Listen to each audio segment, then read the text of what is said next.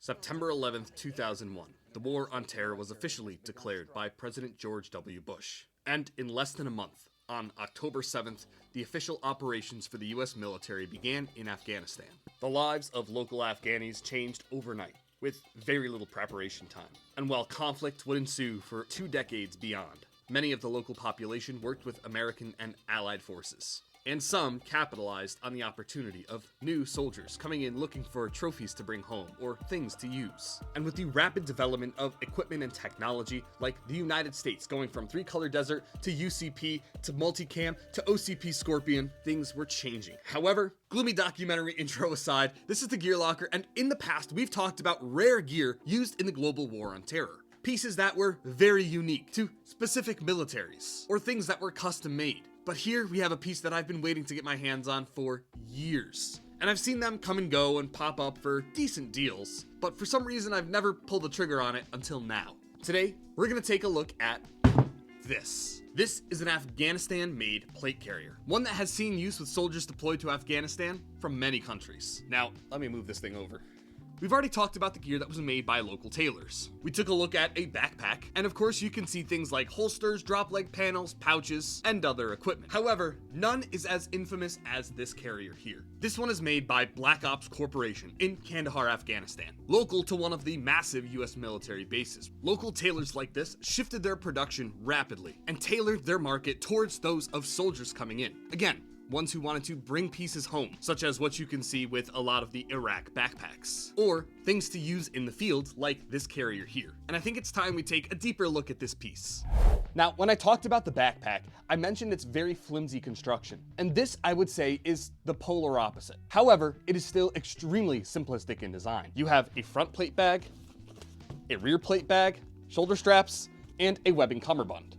That's it. Your Molly rows going across are typical, and they did a good job with even spacing. And one of my favorite parts is the angled Velcro spot up here. Not sure what the intention was behind it, but it makes it unique. As we open up this plate carrier, on the inside, you'll see absolutely nothing fancy. This is really nice 1000 denier Cordura and sort of a gold yellow color. And then on the rear plate bag, backside is nearly identical, we'll get to that in a second, but you will see a tag here. This one is from Black Ops Corporation in Afghanistan, Kandahar. Now these were all sized. I believe these were not as custom made, and in fact were produced a little bit more commonly, which is why we see more of them on the market. But again, there are some with unique quirks, which we'll talk about, but this one is sized XL. It does fit a large plate, no problem, but in all honesty is pretty standard in sizing. The cummerbund and all that is typical, like a medium large plate carrier. One part that I am most impressed with though is the shoulder pad system. These are incredibly adjustable. Similar to a JPC design, each of the plate bags has their own Velcro strip with webbing attached, and this allows it to be expanded or contracted to the user's needs. However, the pad uses this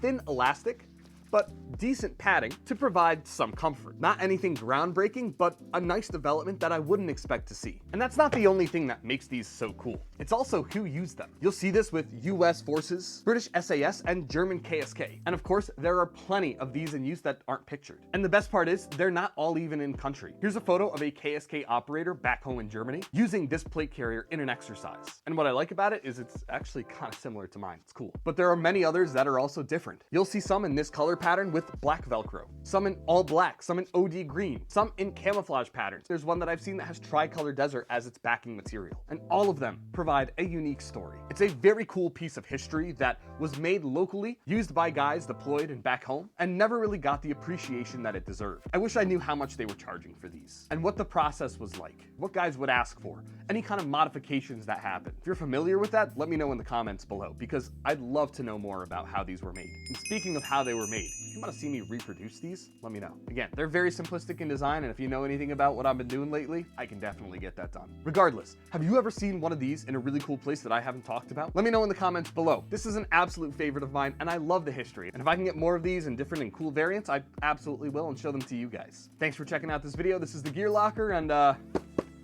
get yourself some books to fill your plate carriers, because I didn't want to take the armor out of my JPC. Anyway, see you guys in the next one.